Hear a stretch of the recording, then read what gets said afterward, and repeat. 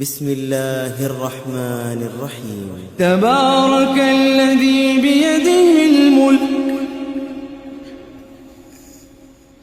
تبارك الذي بيده الملك تبارك الذي بيده الملك وهو على كل شيء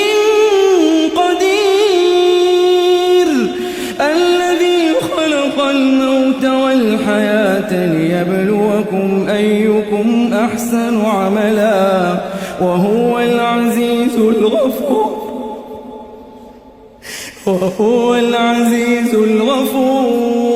وهو العزيز الغفور الذي خلق 7 سماوات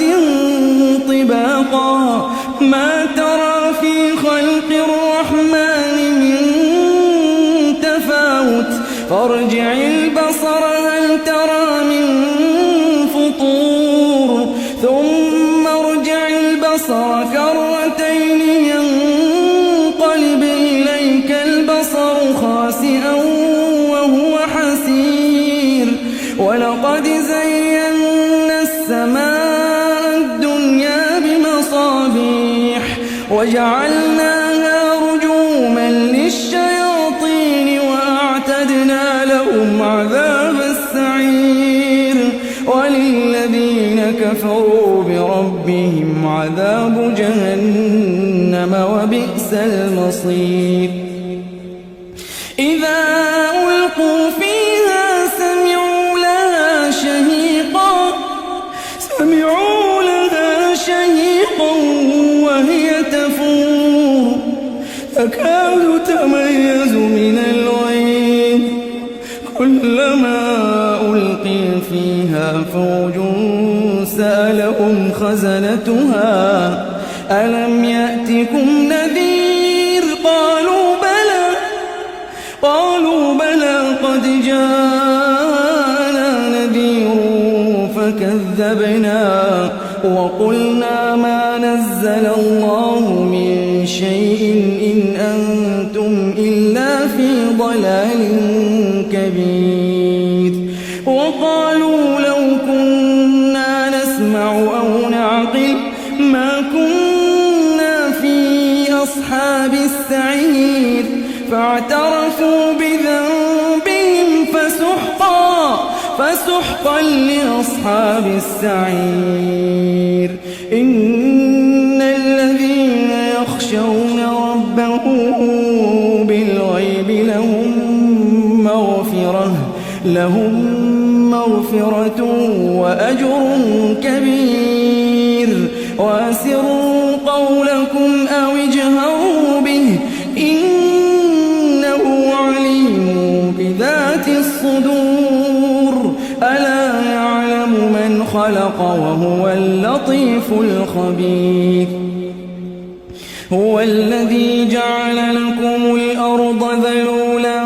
فامشوا في مناكبها وكلوا من رزقه وإليه النشور أأمنتم من في السماء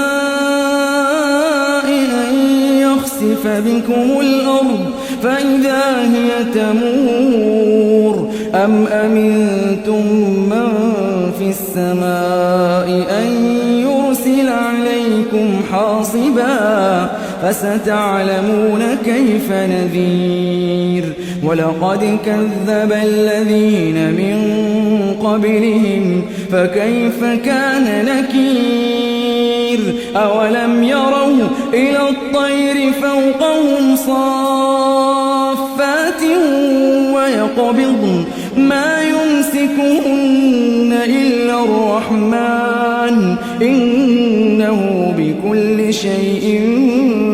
بصير أمن هذا الذي هو جند لكم ينصركم من دون الرحمن إن الكافرون إلا في غرور أمن هذا الذي يرزقكم إن أمسك رزقه بل لجوا في عتو ونفور أفمن يمشي مكبا على وجهه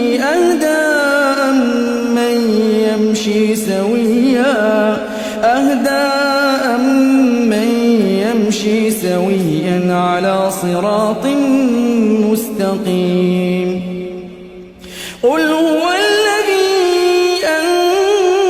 أنشأكم وجعل لكم السمع والأبصار والأفئدة قليلا ما تشكرون قل هو الذي ذراكم في الأرض وإليه تحشرون ويقولون متى هذا الوعد إن كنتم صادقين قل إنما العلم عند الله وإنما أنا نذير مبين فلما رأوه زلفة سيئت وجوه الذين كفروا وقيل هذا الذي كنتم به تدعون قل أرأيتم إن أهلكني الله ومن معي أو رحمنا فمن يجير الكافرين من عذاب أليم قل هو الرحمن آمنا به وعليه توكلنا فستعلمون من هو في ضلال